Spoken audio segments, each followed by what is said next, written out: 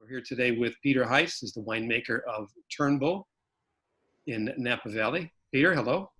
Hi, thanks for having me, Tom. Excited to be with you. Thank you. I know the story because I talked to your public relations team, Jam, and Michelle and Miriam, so hello if you're watching. But I had asked them, I said, with a name like Heitz, being in Napa Valley, I'm sure you must be related to that family that used to own Heitz Cellars, but that's not the case, is it? It's not, no. It's funny. I get the question quite a bit.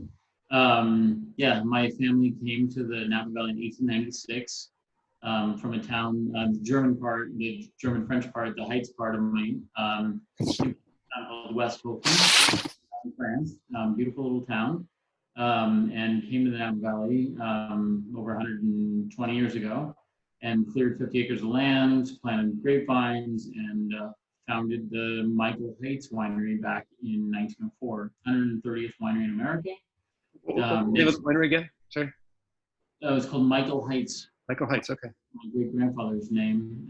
He and his wife Louise. I'm sure she was an equal partner and everything, but back in the day, that's not how the name went.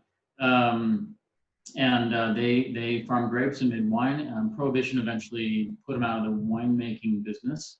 And they became grape growers. Prohibition was a long period of time.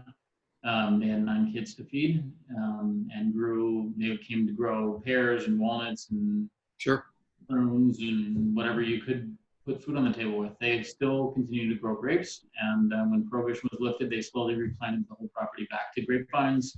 My grandparents farmed grapes and made wine. My grandfather, Fred Heitz, was a winemaker, what was the Calistoga Co-op. So after Prohibition, there were the 5 surviving wineries of Prohibition. So before Prohibition, Napa Valley had 600 wineries. Today we have about 700.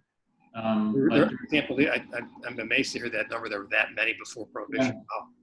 During Prohibition, there were 5 that had permits to sell wine. Exactly. Yeah, special permission. Yeah. Church viewership went way up. But there was a co-op winery after that where growers that didn't sell fruit to the big 5 made wine themselves, and that eventually mostly ended up in Gallows Hardy Burgundy. So my grandfather was a winemaker at that, and my folks, grape growers. I grew up on a vineyard in Carneros. I'm a 4th generation Napa Valley grape grower winemaker. And then it turns out that in that town of West Oakville in Alsace, 10 generations of my Heitz family were vignerons. So technically I'm a 14th generation winemaker. All right. The Heitz, the more famous Napa Valley story of Joe and Alice Heitz started, I think, in the 50s or 60s. Joe and Alice came to Napa Valley. Joe worked for Andrei Chelichev over at BV. I mean, it's their story, not mine, but I've learned a little bit about it by being asked the question. I can imagine you probably know that family tree pretty well, right? So yeah, and they actually bought, Joe and Alice became friends with my grandparents, Fred and Olivia, and they asked them to be godparents to Kathleen Heitz, their child. Right. And so Kathleen, who until recently was the president of Heitz Cellars, was my grandparents' goddaughter. And actually, when Kathleen and her family sold Heitz Cellars in the last year or 2, and they were cleaning out their old barn, Kathleen found some old wooden wine boxes that were stamped with my grandfather's name, Fred Heitz, F. Heitz, on the shelf right above me, right here. I see it. Yeah. The wooden box that says F. Heitz. Yeah. Heitz. And Kathleen actually brought that over. And that's a wooden wine box from my grandfather's time growing grapes for Joe. My dad actually stenciled that box back in 1958 or something like that. Right. And he told me that I think he was paid, 5 cents a box or something. And I thought that was for the stenciling. And he was like, no. That was cutting the wood, nailing the box together, and stenciling the box. Really? Yeah. Inflation. So anyways, A little bit different technology back then, right? Yeah, so there is a long family history, but not related to the Heitz, the more famous Heitz Cellars, Heitz's. Although when I had my first winemaking job, professional winemaking job in Napa Valley, Behringer, back in 1996. I thought I got the job because I had a college degree in biology and, had some wine vineyard knowledge. But in retrospect, I think they hired me because they probably thought I was related to Joe Heitz. So that was, I didn't put the two and two together until later, but I think probably owe the Joe Heitz family a debt of gratitude in getting me started on my winemaking. Okay. That is a really neat story. Appreciate that. So, second question, I guess, but how do the vineyards look right now? What's the growing season been like so far in 2020? That's we're farmers first. Turnbull owns and farms, state farms, 150 acres of vines. That's the core process of making wine of terroir in place, is having total control over the place and time. And so the growing season is paramount to making that process happen and unfolding the magic of winemaking. I just walked through our Calistoga vineyard this morning, Amenus, and and checking on the work that's going on there. It's been a busy season. Of course, just like everyone, we have the COVID-19 aspects of this. The farming and winemaking is essential duties. So our back of the house process has been completely normal. Continue to farm and make wine. The vineyard team has been extremely busy. We had the start of the season started fairly early. It was a warm February, but break happened and shoots started unfurling. We had a number of sketchy nights with frost danger and running our wind machines and trying to protect the farm from frost damage. We were successful with that, thankfully. And then it cooled down kind of dramatically, and the buds that popped out, inch-long shoots, that stopped. And then we sat there for a couple of weeks, and then warmed back up again, and growth was off to a rocketing pace. So the shoots are unfurling, and the internodal length is getting long, which means that our base leaves are like relatively higher over the fruit. The rate of growth has some effects on how much shading your fruit gets later. There's a lot of little micro nuances. It's just like your viewers, whatever industry they're in, there's nuances that are specific to that industry, and every growing season is different. Sure. But we've had good shoot extension, which means that we have tips that are getting high on the canopy. We're able to go through and tip those, and then that pushes out more laterals. Unlike some vineyards in the world where the goal is to try to get as much ripeness and as much sun impact on the fruit. In the Napa Valley, our goal in our vineyards is mostly to try to protect the fruit as much as possible from the sun. So I try to grow a big canopy, get shading leaves over the fruit, and manage the canopy in a way that protects the fruit. And your description of protecting the fruit, is that just in essence of where these vineyards are at in the elevation and the exposure to the sun and the temperature, or has there been some climate change? I personally believe that climate change is a real thing, and that it changes the way that we farm, and that we need to be flexible. But climate change isn't like a uniform slide that we're moving up or down. It's more like climate chaos, and so the season's just more crazy. Yeah. We have, like last week, we had 2.5 inches of rain, which is unusual for May. Actually, I was looking through some old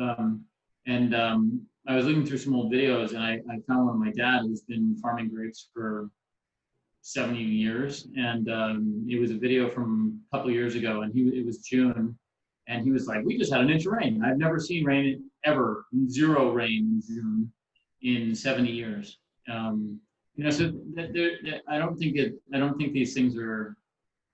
There's a new differentiation of weather that makes farming a little bit less easy, and makes things more chaotic and different. And you just need to roll with that to do the best job. You have to be ready for anything.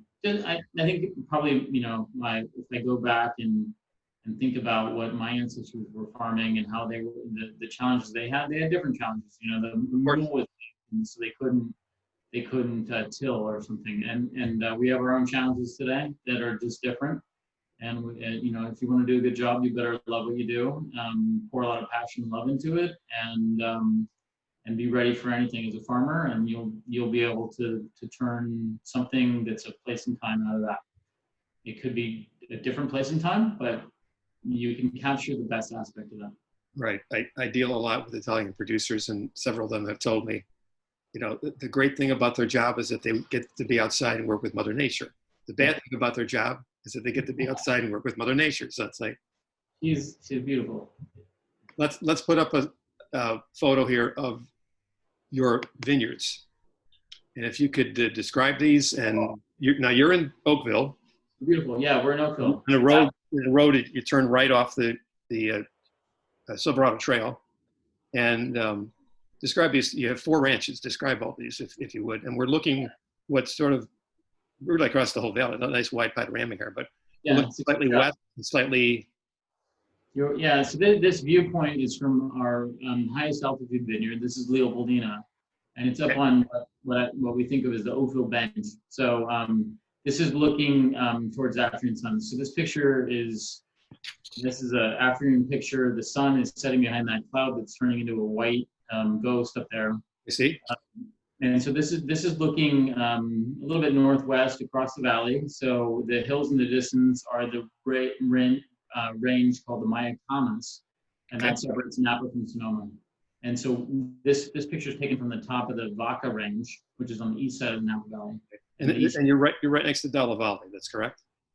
Yeah, if you actually you're right next to it, but if you look at where the word Fortuna is, yes, the letter A in Fortuna, if you track down about an inch to the right and an inch lower, there's a little white dot there, and that's actually the Delaval winery. Okay. So that Delaval is what you you know, an inch below the word Turnbull, there's a little white line, and what looks like it's on the valley floor is actually up on this bench, and that's about 600 feet above the valley floor. So there's a plateau up on top of the mountain range, and the Leopoldina vineyard has a big chunk of that plateau, 36 acres of vines there. It's really a magic spot. I was just tasting through our 2019 wines in the cellar. Tomorrow we're going to be live streaming a barrel tasting, and so I was trying to find out what barrels that might be, and so I was tasting through the 19s, and the Leopoldina 19s are very special wines. And so so we're on the Leopoldina vineyard here, 36 acres of vines. You can see from the soil, it's a red volcanic clay. Yes. And those rocks aren't just landscaping materials. That's a place that we stuck some of the rocks to get rid of them. But it's a wild and woolly, rocky hillside. And those red volcanic soils and that eastern or that western exposure to the afternoon sun, you get a lot of opulence and ripeness to the fruit, but the iron content of the soils maintains the acidity in the fruit. So you get opulence, and at the same time you have balance and focus. And I'd say that Oakville's signature move is structure and texture. You know, Rutherford's got their dust, Howe Mountain's, you know, blackberries, St. Helena's strawberries. Oakville, I think, is all about structure and texture, and that's kind of the fascinating mystery and interesting bit of wine is, what does that mean? And you know it when you taste it. Right, and the fact that it's an important point to note that you have a lot of acidity from these soils because you're on the east side of the valley, so you're getting that late afternoon sun, correct? Yeah, so you know, we tend to perform better in cold vintages. Okay. We oftentimes have plenty of ripeness, so our job is to try to maintain freshness, ripen our fruit so that we have full physiological ripeness of the fruit. The tannin structures become creamy and round, fruit flavors and balance with the acid lift. So we're looking for that. I don't have a magic mouth or something. I taste 40 pounds of grapes every day during the season, looking for ripeness. It's a little bit like going to the store and you're the guy's carving a melon or a tomato or an avocado or whatever. You're making a purchasing decision about, is that ready? The melon that's underripe has no flavor density, which is kind of equivalent to sugar. And the texture though is it's all about texture. The underripe melon is crunchy and hard, has no flavor density, and the overripe melon is slimy, and has a great flavor density, a ton of dense tropical, honeydew melon kind of flavors, but you don't think you can get it into the shopping cart and into your car without it breaking open. And by tomorrow morning's breakfast, melon salad is going to be horrible because it's going to be slimy. So we all know where that perfect texture moment is, and my job is to find that. And we have these, when you have western-facing vineyards in California, the fruit ripens, and the key is to get that texture moment to be perfectly poised, have texture and structure that's not overly done, not underly done. Underripe red grapes taste like green beans and asparagus. Overly ripe ones taste like prunes and raisins. And there's a moment where the texture and those flavor particles come together to create a fruit that tastes great. And when you start with fruit that tastes great, you can make a wine that tastes great. The making part is staying out of the way. Once you pick the grapes, it's having the confidence and restraint to do nothing. Right. And know that's the best thing you can do. Right. Hands-off winemaking, I guess, is what you would call it, right? What's that? Is it hands-off winemaking would be what you? Yeah, if you have inferior ingredients, if you started with frozen peaches, you better make a hell of a crust. And then your friends will tell you, "Miles, right. Really crust, peach pie." If you have farm-ripe peaches, you could just eat them fresh. You don't need them make a pie. But if you did, you could probably use a frozen crust. And if you just peaches, you could be like, that was a great pie. That's a great analogy. It is really about the fruit that we grow, or the fruit that any farmer grows. That makes a huge difference, whether you're cooking something in your kitchen, going out to a restaurant that's sourcing great ingredients from the fishmonger, the farmer. The quality of the ingredients is paramount to everything. And the art of making becomes so much easier if you start with good ingredients. True. We're going to start tasting through at least a couple wines here, and we're going to start with the Sauvignon Blanc, just briefly before I take this picture down. Where does most of the Sauvignon Blanc come from? Yeah, the Sauvignon Blanc's actually coming in the middle of the screen there. It says Turnbull, and there's a white line that goes down and touches what looks like terra firma there. And that would be more or less where the Turnbull winery is. And the Turnbull winery is located right on Highway 29, kind of the Rodeo Drive of the Napa Valley. Okay. And we're just north of Opus and Nickel. Then there's Turnbull, and then there's Cake Bread. On the other side of the street, there's Mondavi's famous Tokalon vineyard. Sure. And we have 14 acres of vines at the Turnbull, what we call the home ranch. And a large proportion of that is dedicated to Sauvignon Blanc. It turns out to be a great place for growing Sauvignon Blanc, right across the street from the world famous Tokalon. But the highest goal here is growing amazing Sauvignon Blanc. And so this wine, the 2019 Josephine Sauvignon Blanc, for those of you that are familiar with it or have it in your glasses, this is 100% Sauvignon Blanc. It's, and in the case of this vintage, it's 100% from that vineyard right at the historic winery. And the vines at the back of the property are 32 years old. We do have a new younger Blanc that has brings in some more athletic charms to the wine. And the interesting story about this wine, I think, is that it was fermented in a range of different vessels. For our red wines, we might have Cabernet Sauvignon or Cabernet Franc, Merlot, Malbec, Petit Verdot. We have different Bordeaux varieties that we might play together. And then we have barrels that we use. We're 100% French oak, but we will use barrels from different forests, different toasting levels, different coopers. The people that make the barrels have a different impact on how the barrel tastes and how it instructs and refines our wines. But in the case of the Sauvignon Blanc, we have Sauvignon Blanc, one vineyard. So this wine was aged 50% in concrete tanks that have no lining. So it's a raw concrete vessel. And that's important in that the concrete is about 6 inches thick, and it maintains a very consistent temperature. The concrete tanks are in a barrel room, which is at 55 degrees, so that the fermentation just stays cold and stays cold. It never warms up with the biomass accelerating the temperature. Very even fermentation curve, and the concrete, and it's slightly conical in shape, seems to the Coriolis effect of the earth, maybe the positive charge of the concrete. I'm not a chemist, I'm a winemaker, right. But the leaves continue to stay lofted in that tank. It doesn't settle down, and so you get this. It's like automatic mixing. We have a very pragmatic cellar. I've got cellar team of 3 and myself. And so anything we can do to make great wine and make it less laborsome is a good thing, while still having a human touch to it. And these tanks essentially mix themselves. The fermentation dynamics, the shape of the tank, the charge of the concrete allows the leaves or the dead yeast skin or the dead yeast cells and the skin particles of the grapes stay lofted. And that is like surly aging, and the batonnage is automatic in these tanks. And so you get a creaminess from that. And then about 20% of this wine was aged, fermented and aged in clay amphora, made by the Minetti family that owns the famous Italian producer Fantoti in the town of Panzano in Tuscany. I know very well, yes. Yeah, and so the Fantoti family makes a wine that celebrates the great-grandfather that bought the winery back 5 or 6 generations ago, Dino. So they make a wine called the Dino, which is fascinating, and it's only aged in their amphora that they make themselves. They're 16th generation ceramicists. They've gone to Florence and seen the Duomo there. The floor, the roof is made with their tiles. And they also they make Etruscan style amphora, and we have 6 of them.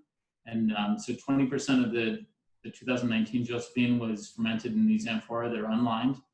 The positive charge of that clay drops the sediment right out of the wine, and we have to constantly stir it. So it's a little bit laborsome, but it's such a beautiful process and feels so natural to what wine once was. I think that there's part of what makes wine beautiful is the magic of wine and the history of wine. And the amphora create aromatic lift in the wine, a white flower. I don't know that Edelweiss has an aroma. I don't think I've ever come across the actual growing specimen of Edelweiss, but my grandmother, who was from Italy, had a pressed dried Edelweiss flower in a frame. Oh, really? And it was a little fuzzy white, dried up, crusty thing. And I always imagine that the amphora provide this ethereal Swiss, Alpine, Italian, Austrian Dolomite kind of strange white flower that's very faint, aromatic, and it does. And then 30%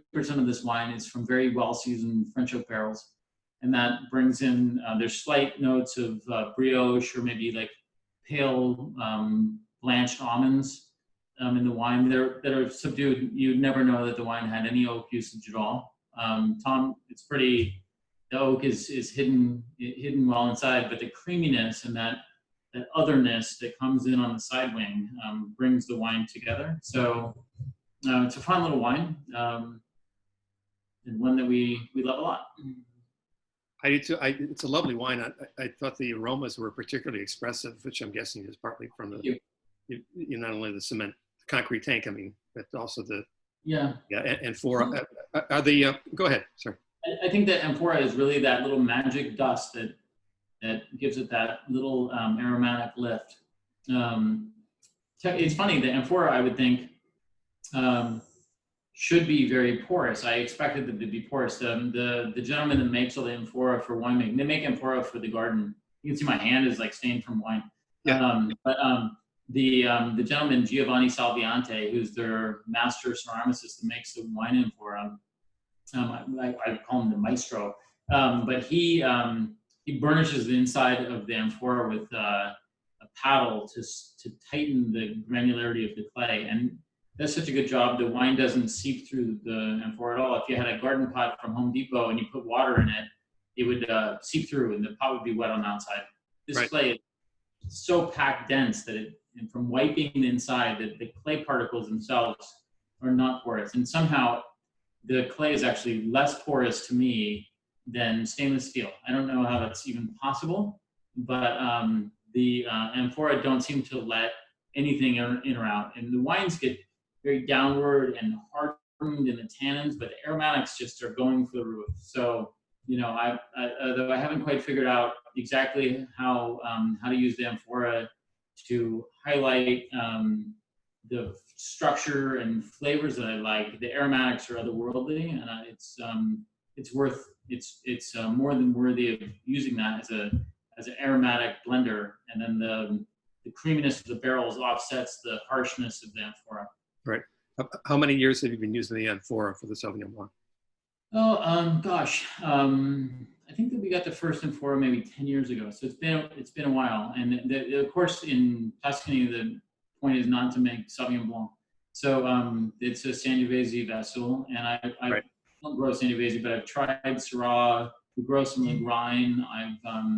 I've tried around with trying to ferment red wines in them, and I haven't totally caught on to exactly the magic of that. Is our strategy with the red wines that we'll probably get into is that we don't do a lot of racking. We'll maybe do one racking before we go to bottle. And sometimes that's just a racking to go to blend. So a vessel that's reductive and hardens the tannins isn't necessarily what I need for our red wines, but I really love it for the white wine. Right. Yeah, I was going to add that you answered my question, but because there are more, as I mentioned, I do a lot of work with Italian producers, and I'm up in Piemonte with Barolo, and there's not a lot, but there are more and more producers these days, at least a half a dozen or so, that are using amphora for their Barolo, like their Barolo Reserva. Yeah. And like the last year, it's been the first couple of years, it's in either a mid-size or a large cask, and then they wind up with the amphora. But yeah, when I first ran across these, I was there with my family in, it must have been June, and I mentioned that I make wine in California, and said, "Oh, would you like?" They were very welcoming, and would you like to come see the process? That'd be nice, thank you. And they said, "Well, we're pressing," and I thought maybe the translation was right. wasn't quite right. I thought maybe they were racking or bottling or doing something that you do in June, 9 months after the harvest. Not pressing would be something you wouldn't have grapes on skins for 9 months. And then we ran down to the cellar, and we get down there, and they're knocking. I mean, they're gently tipping these pots over, and whole clusters of Sangiovese are coming out into a wooden trough off to an old Roman press. And they were pressing. They'd had a whole cluster of Sangiovese on stem in the amphora for 9 months. Wow. No sulfur. It's quite interesting. And I thought, well, the wine's very interesting, and we should look into this. So we brought one over, and the amphora thing is kind of caught off in Napa. There's a lot of people using amphora for different purposes. Oh, okay. But our partnership with the Minetti family's been something that's been very fruitful for us for our Sauvignon Blanc. Well, that's great. And it's a great story about the Minetti family. I know Giovanni very well. I'll have to. Giovanni's the nicest guy. Extremely nice guy. Make him, when next time you're there, ask him to go see the furnace. I will. You meet Giovanni. He's his macular degeneration, so he's a little bit sight limited, or very much so. And so he makes them by hand and feeling them to get the size. And he listens to opera music at about 12 billion decibels. Okay. It's kind of a beautiful craft, an amazing place. And don't miss the butcher shop in Panzano. Yeah, with Dario, I know that very well. Yeah. The whole world knows Dario. Okay. Yeah. Let me back up a little bit before we go into the Cabernet, about the history of the winery. It was originally called Johnson Turnbull for the two founders. Yes. And that was in 1979. It's the first vintage. And 1993, Patrick O'Dell, who I have not met, but I know he was a newspaper publisher, right? That's correct. He grew up in the town of Fortuna up in Northern California. Okay. And then he bought the winery in 1993, is that correct? And this is a year after he purchased your Maybe? I'm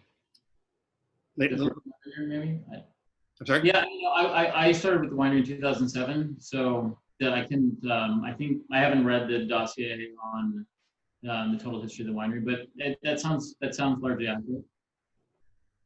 But he was the one that purchased the Leopoldina vineyard, right? Yes, at the time Johnson Turnbull, there are wines that were labeled Johnson Turnbull, and they come only from what we today consider to be the home ranch at the winery. There's now 14 acres of vines. The winery has grown a bit. We have a bigger barrel room from 15 years ago. So then maybe at the time there were 16 acres of vines. But the Fortuna, Leopoldina, and Amenos vineyards, Patrick brought those on board, and the winery just Turnbull. And is Patrick a hands-on owner, or does he leave kind of everything to you and your team, or how does that work? Yeah, he's a super. It's so wonderful. Being family owned is so important. It's ridiculous. The Odell family has the gravitas and the patience to understand that it's a very long. Grape growing is a very long game. We have a 20-year replanting plan where we're always looking to the future, and corporations just can't do that well because they're focused on quarterly returns. It's very important to be family owned. I don't believe that it's possible to make world-class wine without family ownership. Okay. Let's move on to Cabernet Sauvignon. I've got the 2017 Reserve. Now, is this wine in release yet, or is it? I just get a we're twins. Yeah. Okay. Twins. I am the maker guy. So I farm the grapes with my team and make the wines with my team. And then once the one I bought, so I would have bottled the 2017 Oakville Reserve last summer in June or July. And I believe that if they've sent it to you, then it must be something that's in release. But I think it's maybe just getting started. Right. Okay. Once we bottle the wines, I taste them monthly until I believe that they've recovered from bottling. Bottling is a stressful time. The wines have been aging gently in French oak barrels for 2 years, 18 to 22 months, let's say. And then in the act of bottling, the wines get, blended and discombobulated on their way into getting popped into a bottle. We try to do that process as gently as possible, but it's still different than just resting and luxuriating in a barrel. And so the wines can shut down, and then I taste them until they're ready to release. I eventually say, that one's back on its game, go for it. And if they've actually released this already last month, or if they'll do that in another month, I can't actually say, sorry. I think it's essentially released, but I'm not sure. Okay. Now, when I tasted the wine a little bit before we started, I was impressed. Obviously, it's a very rich, deeply colored wine. It's a little bit forward. I know 17 was a very warm vintage, and some people would say I'm kind of being kind by saying it was a very warm vintage. I know you had some real hot spells, but I love the vintage. I think the 17 vintage is one of the best ones we've had in years. I think it's a grower vintage. It's one where if you had control over farming and love what you did, you could do great. We actually had a fantastic result. The 16 vintage that it could be our current release is one that's more masculine and actually riper and bigger. Really? And the 17 vintage actually is more lifted and focused for us. And maybe that's the result of having total control over our farming. The 17 vintage had the two signature moments of the 17 vintage, and we should get right into them. Was in 17 there were the devastating fires in the Napa Valley. Right. There was the Atlas fire and the Dry Creek fire and maybe I have the name wrong for that one, and the Tubbs fire up in Calistoga, and they were devastating. They killed people, they destroyed businesses, they ruined thousands of acres of wildlife's habitat. Horrible, horrible time. And nobody ever wants to revisit how devastating that was. The good news was the harvest was largely in. Turnbull had 6 tons out of 500 that were not picked before the fires. And the 6 tons that we had, I made it into wine at the behest of our insurance company, who ended up shirking the responsibility and claiming that they weren't going to cover smoke taint. Smoke taint's horrible.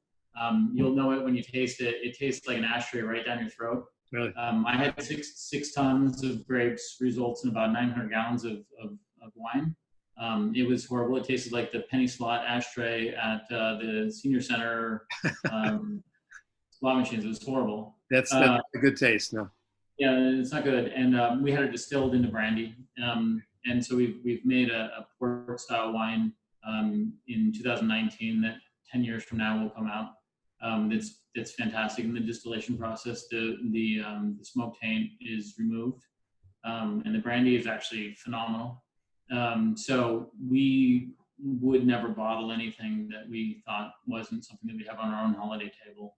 But that was a very small part of the story. I think most people were down to the last edges of what they were going to pick. And what made it possible that we were fully picked, I think the fire came out on October 9th. I think it was the windy night, all the fires started. And normally the harvest wraps up around the 15th. So it was in normal timing. But the season had actually been, the 2017 season had been very cold. And the progression towards physiological ripeness was slow. Okay. Labor Day weekend, it was very, very hot. It was 105 degrees. It was ridiculously hot. And it didn't stop. It was hot for 3 days. And we lost about 40% of the crop to raisoning. And we left the crop on the vines and used it as shields. So the fruit that was on the outside of the vines on the western facing side became completely raisined, really at kind of like half veraison. So it was like green raisins because the season was slow. So normally by Labor Day, we'd have like 100% veraison. Right. But in 17, the season was so slow that the fruit wasn't actually it wasn't 100% veraison at the time of the heat. And so we had raisins that hardened and were horrible, green, hard tannins that were dehydrated is the worst combination. And then before picking, we went through and made a first picking and put it on the ground. So we dropped the curtain. 40% of the fruit was a curtain that was protecting the crop behind it. Right. For farmers that did that, we made spectacular wines. Turnbull actually had the only 100-point wine from Venice in the entire Napa Valley in 2017. And at the same time, our $50 Napa Valley Cabernet was it was anointed as the very best $50 Cabernet in the world, not just Napa, the world. Congratulations. And so we had a really good result. That was very, it was a painful farming year. We harvested 60% of a normal crop. So in terms of an expensive year to farm and do the right thing, it was that. The result, though, if you take those steps, if you make hard choices, we made great wines. I think the 17 Oakville Reserve that you have in your glass, and I have my glass, I love this wine. There's no note of raisininess. Not at all. No smoke taint because it was harvested weeks before the smoke came, safely tucked into the cellar. And we cut all the damaged fruit on the floor. And so the result is a wine that has lift and purity, focus, and amplitude. The Oakville Reserve bottling is almost always one of my favorites. It's kind of the secret Turnbull wine. It's really our it's a lower tier wine for us. I think the retail price on this is $85 or something like that. Which that's a great value. That's a great value. In the world of wine, that's kind of expensive, but in the world of Napa Valley, it's ridiculous. There are wines in Napa Valley that are 2 and 3 times more expensive that are not as good. And I'm not a boastful, egotistic person. And we get that way because of that family ownership, because of the control over the farming. We have our own farming team. We have our own trucks, our own logistics. And that stuff's expensive to have. But when you need it in a year that has challenges, and most years have some challenge, whether it's rain or heat, or there's something that's going to happen. And if you have control over all those different farming aspects, you can make, if you're willing to financially. I mean, the third, so in great wine, you have terroir, the soil, the chemical constituent that you plant your vines into. You have the climate that washes over that terroir. And then the third leg that nobody likes to talk about is economics.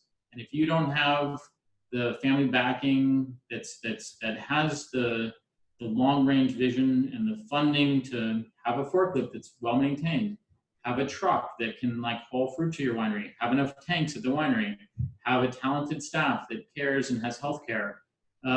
If you don't have, and it's been there for long enough time to have seen the cycle, there was that year where it was really hot, and then we did this, and then that worked, and we do that again. And so you develop patterns, and you keep people engaged in that, and you give them the dream of making winning wines over a long period of time, you can really do well. So in bad vintages, and I honestly don't think that 17 was a bad vintage. 17 had a lot of curveballs, but if you knew how to hit curveballs, you could still knock them out of the park.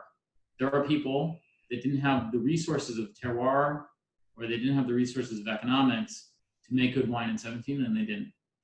But there's a ton of good wine. I mean, 17 is not the vintage that you blindly go out to the grocery store, the reopen and order a 17 anything. It's not that year. If you know what you're looking for, 17 is a fantastic year. It's a better year than 16. Really? 16 is a more even year. Most people did better than 16.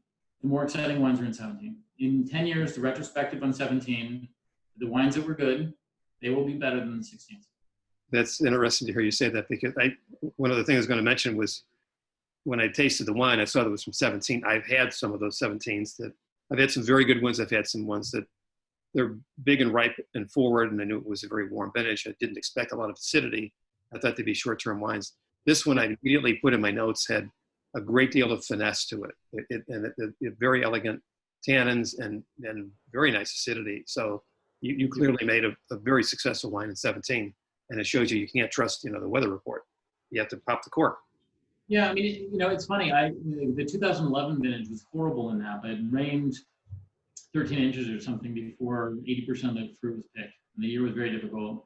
Due to the family ownership of Turnbull, I was able to call the owner and say, Mr. Odell, 20% of the wine would be wine that I would sit down with your customer or my family and share on my holiday table. And 80% of the wine, I wouldn't feel comfortable recommending $45. And he said, do that.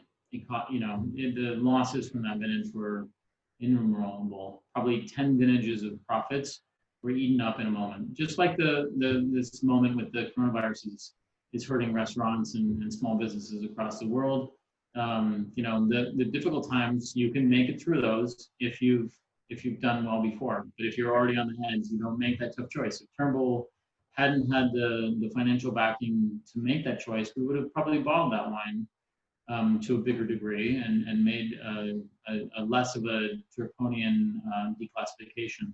Right. The wines that we did bottle were really great, and I can sit down with people and enjoy those wines and recommend them for their holiday table and mine. But in bad vintages, you actually learn something.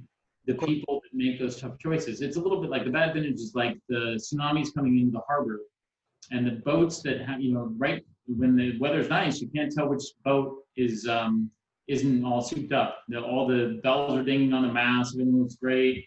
Under the water, half the boats have barnacles on the hulls, and half of the boats don't have UHF radios, and half of the boats don't have any fuel on board, and half of the boats have drunk captains sleeping in the bar on shore. And there's one boat in the harbor that no barnacles, perfect safety equipment, gassed up, captain's on it. And when the buoy at the 5 mile mark says the tsunami wave is coming, the boat's out of the harbor and it's ready to go. Yeah. The boats get swamped out. And did that boat do a bad job because of the tsunami? No. That boat won. And there's wineries and regions and winemakers that win in bad situations. And the best place to actually buy wine and find really the masters of the craft in the great terroir are actually in the bad vintages. When everything's going bad, the people that still make good wine, that's where you find the good stuff. And then those are the people that you should buy wine from in the great vintages, because the great vintage is like an easy sea. Everybody's catching fish, it's no big deal.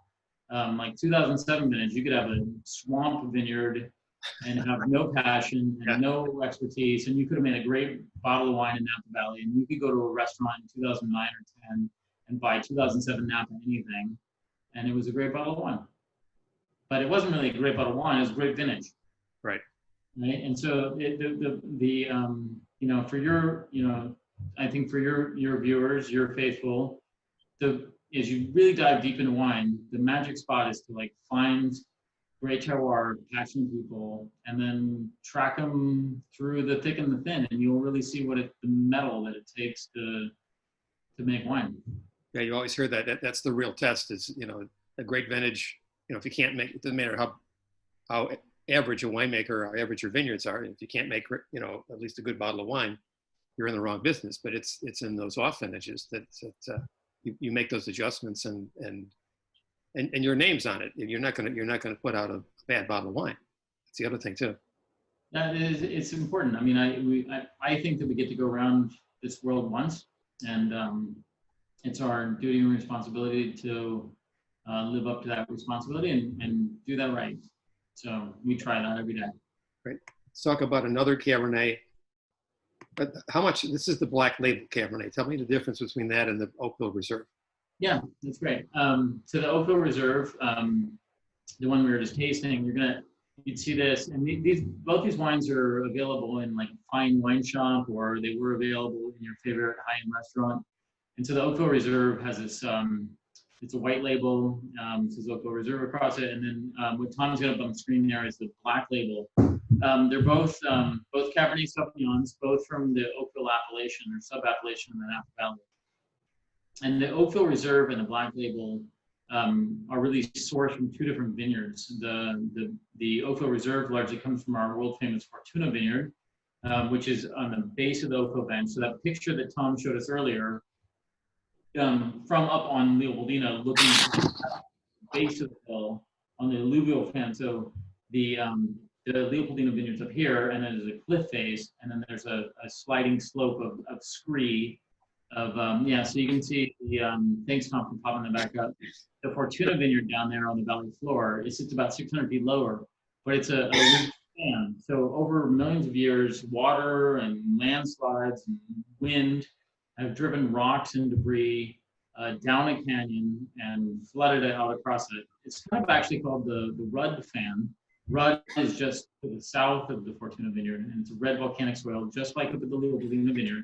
But it's a little bit more of a blend of different mountaintops that have flooded together to make this alluvial fan. So the Fortuna vineyard is kind of the home of the Oakville Reserve. And the black label, the bottle that Tom showed us that has a black label, this wine is really largely from the Leopoldina vineyard. We also make single vineyard wines from both those vineyards. So we'll make a Leopoldina Cabernet Sauvignon, and we'll make a Fortuna Cabernet Sauvignon. And those wines are very, very specific to only those places. The Oakville Reserve and the black label are a blend of the two places, but the black label is largely from Leopoldina, and the Oakville Reserve is largely from the Fortuna vineyard.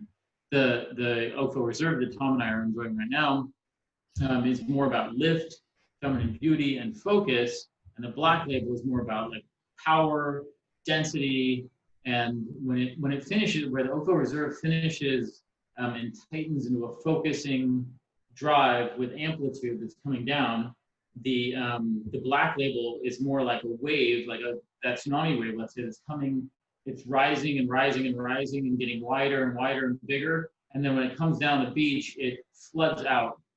So the Oakville Reserve is more about focus and amplitude. Black label is more about power, density, width, and when it finishes wide. So they have a very different texturial and energy feel to the wines, and it's all based on the different vineyards, and they do different things. The Leopoldina vineyard up on top of the hill gets more afternoon sun, it's rockier and boulderier, and the berries are smaller, and it's more about intensity and structure and depth. And the Fortuna vineyard at the base of the hill is more about spice box and red berries and freshness and lift. So they're a little bit of a cross blend, and the Oakville Reserve relies a little bit on the Leopoldina to bring in a little bit more side weight and power to the fresher fruit from Fortuna. And conversely, the black label, which is mostly about power and density, has a little fold in of Fortuna fruit to bring in some focus and aromatic red lift. So they're pretty different. A lot of people, they're priced differently. A lot of people like to think of them as a first, black label being a first wine, and Oakville Reserve being a second wine. They're priced differently because the vineyards were acquired at different times. The farming costs of these properties are quite different. The Fortuna vineyard we can drive tractors through. The Leopoldina vineyard's all hand worked. So the crop loads are different. So the cost of we're a farming business. So the farming is very different at the two sites, and it means that the wines simply cost different to make. They are the difference on the price of these two wines. Oakville Reserve, I think, is $85, and the black label is $150. Okay. And the 17 black label was that 100-point wine for Antonio Galoni, we're so blessed and thankful and humble that he found the wine to be worthy of that. But the wines are not, to me, they're not a first and second wine. On most nights, I would prefer to have the Oakville Reserve on my table because it is I think it's a little bit sexier and lighter on its feet, holds its waist a little bit tighter, and it has more focus. You know, if I'm having a ribeye steak bone in or something like that, then the black label is the place to go. It's going to have all the depth and density and structure, but you're going to need a little fat in the meal to go with that. And are the grapes harvested a little bit later for the black label, or really does it depend on you know, actually, the Leopoldina vineyard needs to be harvested earlier. It has more sun intention from the afternoon sun, and the vines are younger, so they're more athletic. They race the sugar a little bit. So, and where the Fortuna vines are a little bit older, some of them are quite old, and they can't remember where their car keys are, let alone remember how to get the grapes right. So we need to baby them along, and we're trying to snatch that right before the rain. Right. I don't have a picture, but I want to talk about one other red wine you have, which is amazing to me that I see this grape blend, and it's in Napa, but it's the Bonne Vivante red blend. Oh yeah, that's a fun one. It's Syrah, Malbec, and Lagrein. And first of all, Lagrein, for people that don't know it, is a grape that's indigenous to Sud Tyrol, or what we know as Alto Adige in northeastern Italy. Yeah. What was the decision to plant Lagrein? Well, wasn't a decision. When I arrived at Turnbull in 2007, I was given a little 8.5 by 11 piece of paper that was a vineyard map. Okay. And it showed at the Leopoldina vineyard that there was a couple rows right next to Phelps's Bacchus vineyard that were Malbec. And it showed over by Galaval and Peter La Paradis, which used to be called Choquette, that little triangle of vines was Petit Verdot. And in 2007, I harvested that Malbec and made Malbec, and the Petit Verdot harvested that and made Petit Verdot. And our 2007 black label proudly proclaims on the back label its percentages of Malbec and Petit Verdot. Mm-hmm. Seemed like a good idea. And maybe it was like you make a small amount of Petit Verdot also, don't you? We do. We grow all 5 classic Bordeaux varieties. So we have Petit Verdot, Malbec, Merlot, Cab Franc, and Cabernet Sauvignon in our vineyards. And we encourage the use of that. They're all very important to make these wines. The Oakville Reserve, that's 94% Cabernet Sauvignon, 5% Franc, 1% Malbec. I didn't pull up the notes on the 17 black label, so I don't have that in hand. But there's no doubt a small pinch of Malbec or Petit Verdot in that wine. These blocks at Leopoldina turned out to not be Malbec and Petit Verdot. In 2008 or 9, I was walking in the vineyard in the spring, and the shoots were unfurling, and they were purple. And I'd grown up in vineyards. I'd never seen the shoot extension being purple. And Turnbull at the time didn't have a viticulturalist. I called up a friend that was just hanging up our own shingle, Chris Lowe, great viticulturalist, one of the smartest vine gals that I know. And I said, Chris, I think Phelps sprayed some Roundup over the fence and hit my Yeah. Before I call up Ashley over there and give her such notice, could you come look? And she came up and she's like, oh, don't worry. The Phelps didn't nuke you with nastiness, but that's not Malbec and that's not Petit Verdot. I don't know what it is, but it's not either one of those. And so petioles samples were taken. We sent them off to the lab. Unknown. The genetic profile library wasn't big enough. And it took 3 years of sampling until 2010 or 11. Really? It was that we finally got back a positive hit, and it turned out that both the blocks were Lagrein. So we're suddenly the owners. The only Lagrein in Napa Valley that you know of? I believe so. Yeah, it is fantastic. I think it might be the future of Napa Valley. I'm a big fan of the grape variety. In fact, I liked the Lagrein. I thought it was Malbec and Petit Verdot. I had no idea that I liked Malbec and Petit Verdot so much. And at my own vineyard, after working with Turnbull's Malbec and Petit Verdot, I planted 1/3 of an acre of Malbec and Petit Verdot, but I didn't take budwood from Turnbull. It's a new job, and that's their budwood. And so I ordered it from a nursery. I ordered Malbec and Petit Verdot and planted 1/3 of an acre of Malbec and Petit Verdot at the vineyard that's been in my family for 120 years. And what I was going for was the Lagrein. What I have is Malbec and Petit Verdot. Someday I'll plant some Lagrein too. It's a fantastic variety. It actually combines the fruit-forward, juicy opulence of Malbec with the acid lift and structure elements of Petit Verdot, all in one body. It's like it's amazing, great variety. I love it a lot. Great. And the few barrels that we get every year are kind of magic. I don't think that people want to hear about their Bordeaux blend of Black Label or Oakville Reserve having Le Brun in it. It's a lot of story to try to weave in. Part of making great wine is being able to convey, and thank you, Tom, for helping us do that, convey the story of why we do what we do and how we do it. And Le Brun just takes an extra whole hour to talk about. And so we developed a new wine, which is kind of the winemaker's blend called Bonne Vivante, the one that you've mentioned having the wine. And so I used the precious, 4 or 5 barrels of Le Brun that we grow every year as the cornerstone of the Bonne Vivante blend. That's one of my favorite wines that we make. Great. I think, yeah. We have about 3 minutes left, and it's a shame it isn't more. This is flying by, but if you could tell everyone listening, and I'd like to know myself, you hit the 17 Cabernet is released. How about 18 and 19? What can we look forward to for those wines? Oh, the 18 vintage is very exciting. I mean, we've been on such a tear. I mean, the 11 vintage was very difficult. 12 had the benefit of being after the miserable 11, so people like the 12s. The 12 was kind of a solid citizen vintage. 13 was off the charts. 14, 15, 16, 17, amazing. All different, but all beautiful in their own ways. And then 18 and 19 continue that. The 18s have for Turnbull, the vintage is about 800 red wine barrels per vintage. And the floor, or like, let's say the least good barrel in 18 is very, very high. Higher than 17 or 16 or 15 or 14.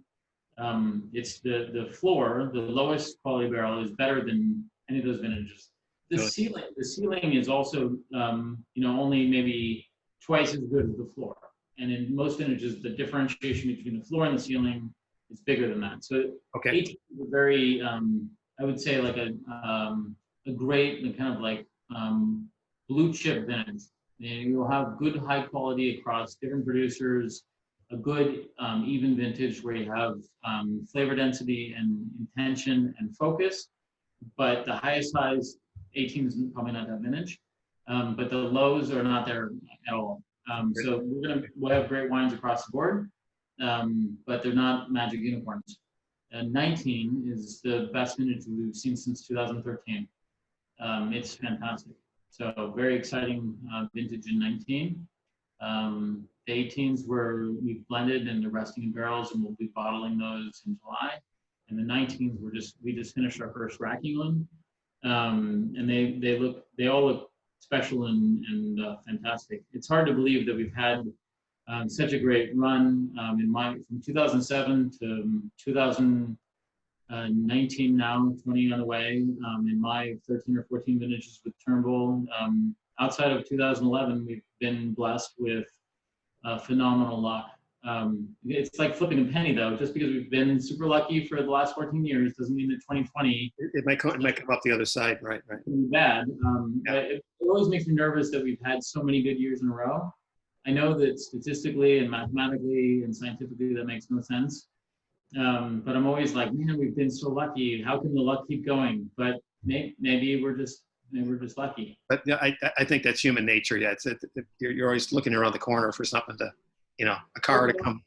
Yeah, but it's part of what makes us successful is we are pragmatic and we're careful. And so I'm already thinking like, ooh, this, our general manager, Toby, she's fantastic, but she'll be the first to tell you I'm an optimistic person, but I'm pessimistic when I come to expectations. So I'm always like, boy, we've been lucky. This could be the year, and then every year it turns out well. So I'm going to keep going with this. This could be the year that it's all going to crash, and then hopefully we're lucky.